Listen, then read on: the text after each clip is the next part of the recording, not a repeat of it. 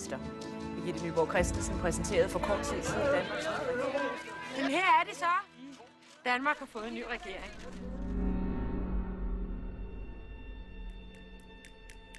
Send ham ind. Værsgo. Tak. Goddag, Tore. Ja. Tusind tak, fordi du kom så hurtigt. Ja, men selvfølgelig. Jeg fornemmede, at situationen var akut. Jeg følger jo også med. Vent. Vil du ikke sidde ned? Tak. Ja, jeg er jo godt klar over, at du lige nu besidder en meget vigtig stilling. Og det har jeg meget respekt for. Men jeg vil nu alligevel... Jeg vil høre, om du kunne forestille dig. Ja? Jeg tror, jeg er helt med på, hvad det er, vi taler om her. Alt i det her job er fortroligt. Jeg skal svare hurtigt, og det skal være et klart ja eller et klart nej. Hvis det er ja, så smider jeg, hvad jeg har i hænderne og kommer i en fart. Er det rigtigt? Ja. Okay, godt. Så fortæl mig, hvad du har brug for. Jeg skal bruge en medierådgiver. Spindoktor. Ja, men jeg ser ikke spindoktorer som mørkets fyrster og alt det der vrøv. Jeg lader ikke min spindoktor styre min politik. Jeg kører politikken, og så kører min spindoktor forholdet til pressen. Okay. Jamen fint. Men så hør her. Jeg kunne sidde her og sælge mig selv i timevis, men det tror jeg ikke, du har tid til. Når du har bedt mig komme, så må det være, fordi du ved, hvad jeg kan. Men jeg vil gerne supplere med at sige, at jeg rent faktisk tror på dig som person og på dit politiske budskab. Ser du det som en forudsætning for at være en dygtig spindoktor? Sikkert ikke. Det kommer nok an på, hvor professionel man er. Ja, men så professionel har jeg ikke lyst til at være. Hvis jeg lige må supplere med et enkelt spørgsmål. Ja, selvfølgelig. Jeg har læst din CV. Det er meget flot, meget imponerende. Danmarks yngste lektor i retorik. Mm-hmm. Grader fra Harvard og Princeton. Mit spørgsmål er, hele din karriere har du befundet dig på vinderholdet. Hvordan tror du vil takle eventuel modgang? Analyse, konsekvens, eksekvering. Beklager, jeg har så kort tid. Du har naturligvis brug for at tænke. Nej, jeg har tænkt, og jeg siger ja tak. Har du mulighed for at komme allerede fra næste uge? Jeg ved godt, det er jul. Ja, jeg tror ikke, du har brug for mig i næste uge. Du har brug for mig i morgen kl. 8, er det ikke rigtigt? Kan vi sige halv? Det er en total svinestreg. Det er en fuldstændig ulødig sammenblanding af sladder og hadekampagne. Ja, men det er sørme effektivt. Min nabo spørger, hvornår jeg udskriver valg, og min mor ringer for at høre, om jeg skulle skilles. Jeg stopper nu. Hvordan?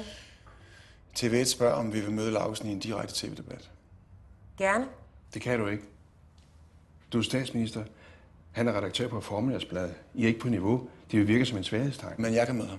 Og det vil være mig en fornøjelse at give lidt igen. Det kan vi ikke. Oppositionen vil myrde os, hvis vi lader en spindoktor tage politiske debatter. Jamen, jeg tager ikke nogen politisk debat. Jeg svarer helt konkret på det der svineri, som involverer mig personligt. Ikke? Og så diskuterer jeg presseetik. Eddermame er en fint linje, du balancerer på. Hvis du taler over det, så bryder helvede løs. Ja, men det er en meget, meget simpel analyse. Lausens projekt går ud på at så tvivl om Birgittes troværdighed, og vores projekt er at få ham til at mislykkes. Sådan er det. Meget enkelt. Jeg synes, vi har været tavse for længe. Jeg synes, det er på tide, vi handler. Det synes jeg også. Jeg ringer til TV1 med det samme. Godt. God jul.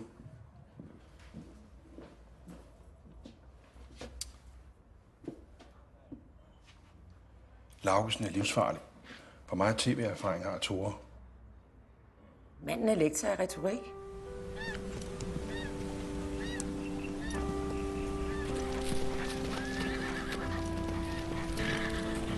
Altså, det skulle passe med, at jeg er der kl. 6. Prøv lige at tjekke det med piger. Ja. Okay, så tager vi en briefing, når jeg kommer, ikke? Okay. Hej.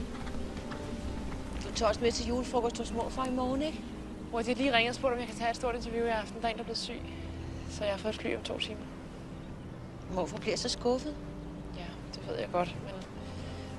Hvis du ser 20-30'erne i aften, så er jeg sikker på, at du forstår det. Sagde du ikke, du havde haft et ildebefindende i sidste uge? Jo, det er ikke noget farligt.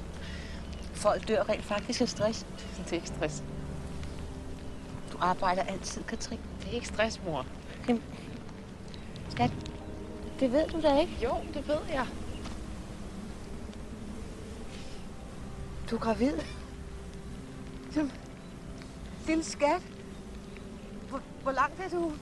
Næsten 11 uger. Hvorfor har du ikke sagt noget? Hvem er... Ole. Så barnet er ikke nogen far. Ole er jo død, Katrine. Forstår det ikke. Hvad er der at forstå? Ikke noget. Mor, vi elskede hinanden, og nu skal vi have et barn sammen, altså. I skal ikke. Du skal. Og du er alene. Katrine. Har du ikke fået sagt ordentligt farvel til ham? Hvorfor er du altid så hård ved dig selv? Du synes, jeg skal få det fjernet, det du siger? Nej. Det er sgu da dig, der tror på Gud, og hvad fanden vil jeg? Gud har ikke noget med det her at gøre. Du bliver nødt til at passe på dig selv. Jeg bliver nødt til at gå nu. Katrine!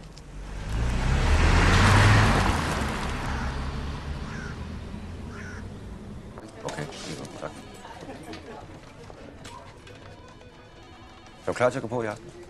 Er du helt sikker? Jeg kan sagtens få Ulrik til at Du gøre skal det. ikke få Ulrik til det. Det er fint, jeg er på, okay? Tak. Så prøv lige at tage det til at komme et eller andet farvefjæser på dig. Du er helt bleg. Og så smil. For fanden, Katrine, ikke? Smil. Det er jo ikke nogen bedemandsforretning, det her.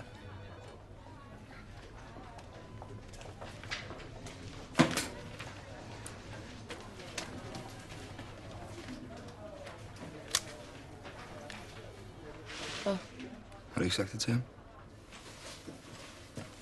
Du vil godt have et barn, men der er ikke nogen, der må vide det. Er det her DM i fortrængning, eller hvad? Er det fordi, det er Oles? Er det fordi, han er død?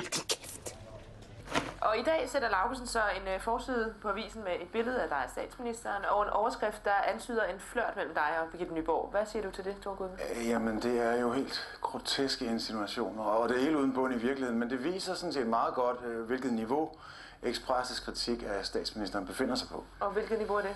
Express har udnævnt sig selv til en blanding af sladder, tabloid og folkedomstol. På trods af, at vi jo alle sammen udmærket ved, hvilken del af befolkningen de rent faktisk repræsenterer.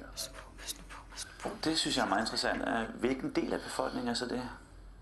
Skal vi kalde det visionsløse underskudsdanmark? Nå, altså alle dem, der ikke læser 4 udenlandske aviser om dagen. Ligesom dig selv, Tore. Vi kan i hvert fald starte med at fastslå, at Express appellerer til den absolut laveste fællesnævner ved at udnævne en mand som Parli Pedersen til folkehelt for at kritisere regeringen for at sende nogle penge ned til nogle fattige mennesker. Ikke snart politik. Så du mener ikke, at ytringsfriheden giver Parli Pedersen ret til at udtale sig? Eller for den sags skyld Express ret til at kritisere din statsminister? Ej, jeg mener, det vil være en gave, hvis ytringsfriheden bliver begrænset en lille smule for Express, ikke? Nej.